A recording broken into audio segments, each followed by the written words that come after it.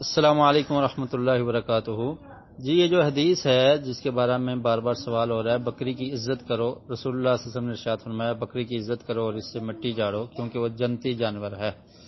تو اصل میں یہ حدیث مسند بزار میں بھی ہے، تو انہی الفاظ کے ساتھ ہے، لیکن اس حدیث کو محدثین نے ضعیف کہا ہے۔ اب رہی بات یہ کہ اس معنی میں دوسرے الفاظ کے ساتھ احادیث ملتی ہیں، جیسا کہ صحیح الجامع میں شیخ البانی رحمۃ اللہ علیہ نے اس کو صحیح کہا ہے۔ اس کی عربی عبارت میں نے یہ آپ کے سامنے پیش کر دی ہے۔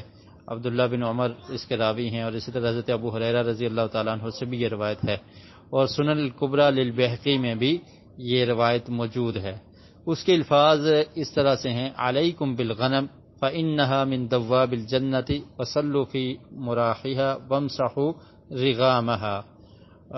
اور سنن کبریٰ للبیہقی کے جو الفاظ ہیں وہ ہیں: صلوا فی مراح الغنم وامسحوا رغامها فإنها من دواب الجنة۔ تو مطلب یہ ہے کہ بکریوں کا جو باڑا ہوتا ہے اس میں نماز پڑھو اور اس کی مٹی کو جاڑو، بکری کی مٹی کو جاڑو، فإنها من دواب الجنة، کیونکہ یہ جنتی جانور ہے۔ تو یہ اس روایت کا مطلب بنتا ہے۔ اور ایک میں علیکم بالغنم یعنی بکریوں کو لازم پکڑو، مطلب یہ ہے کہ بکریوں کو پالو، فإنها من دواب الجنة کہ یہ جنت کے چوپاؤں میں سے ہے، وصلوا فی مراحها اور اس کے باڑے میں نماز بھی پڑھ سکتے ہو، وامسحوا رغامها اور اس کے اوپر جو گرد ہے مٹی ہے اس کو مٹی کو جاڑو اور صاف کرو۔ تو اس روایت کو شیخ البانی رحمۃ اللہ علیہ نے صحیح کہا ہے۔ اور اسی طرح شیخ البانی رحمۃ اللہ علیہ کی ایک کتاب ہے الثمر المستطاب، اس میں انہوں نے اس کی سند بھی ذکر کی ہے، یعنی سند تو ویسے سنن کبریٰ بہقی میں بھی ہے، لیکن انہوں نے کہا ہے کہ اس کی 3 طرق ہیں۔ پہلا طریق جو بہقی کا ہے اس میں سند کے الفاظ یہ ہیں: ان یعقوب بن قاسب حدثنا ابن ابی حازم ان کثیر ابن زید ان الولید ابن رباح عنہ مرفوعا بہ، تو یہ مرفوعا بیان کی ہے۔ تو اس کے بعد یہ شیخ البانی رحمۃ اللہ علیہ لکھتے ہیں کہ ھذا سند حسن رجالہ کلہم ثقات غیر ان یعقوب ابن قاسم هو ابن حمید وکثیر ابن زید فیہما بعض الکلام من قبل حفظهما ولكن ذلك لا ينزل حديثهما عن رتبة الحسن لا سيما اذا لم يتفردا به وقد قال في تقریب۔ تو وہ کہتے ہیں کہ اس کی سند کے جو روات ہیں وہ ثقات ہیں سوائے یعقوب بن قاسم کے اور کثیر بن زید کے، کہ ان کے بارے میں محدثین نے کچھ کلام کی ہے ان کے حافظے کے بارے میں، لیکن پھر بھی یہ حسن کے درجے کو یہ سند پہنچ جاتی ہے، کیونکہ یہ وہ اکیلے نہیں بیان کرتے بلکہ اس کے علاوہ اور بھی اس کے طریق ملتے ہیں۔ تو یہ سنن کبریٰ البیہقی کا طریق ہے سند کا جو میں نے آپ کے سامنے پیش کیا ہے۔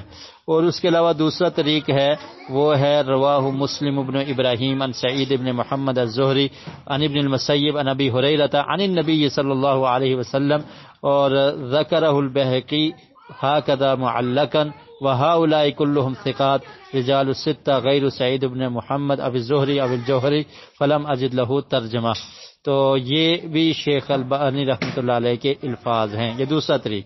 اور تیسرا طریق ہے عن ابراہیم بن عیینہ قال سمعت ابا حیان یذکر عن ابی زرع عن ابی عمرو بن جریر عن ابی ہریرہ مرفوعا بلفظ، تو اس حدیث کے یہ الفاظ ہیں: ان الغنم من دواب الجنہ کہ بکری جنت کے جانوروں میں سے ہے، فامسحوا رغامها وصلوا فی مرابضها کہ اس کے بارے میں نماز پڑھو اور اس کے اوپر سے مٹی کو جاڑو۔